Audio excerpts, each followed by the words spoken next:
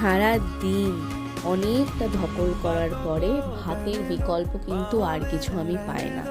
আমি আগে যখন স্কুলে যেতাম তখন সকালে ভাত খেয়ে যেতাম, স্কুল থেকে এসে ভাত খেতাম, রাত্রেবেলা শোয়ার আগে ভাত খেতাম। আমার কাছে পৃথিবীর 3 ভাগ ভাত আর 1 ভাগ জল।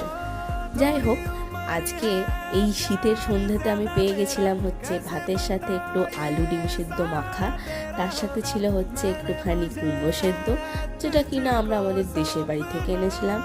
এত ভালো, এত নরম, সত্যি মানে এত ভালো কুমড়ো আমি আজ কোনো দিন খাইনি।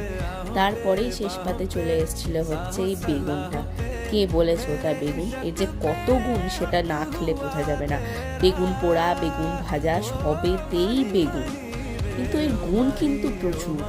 যাই হোক, 80 টাকা কিলো বেগুন বলে কথা, সেটাকে কি আর নষ্ট করা যায়? তাই বাড়িতে যখন দেখলাম ফ্রিজে চিংড়ি মাছ রাখা আছে, তখন চিংড়ি মাছ আলু বেগুন দিয়ে খেতে কিন্তু দারুণ লাগে, খুবই সুন্দর লাগে খেতে।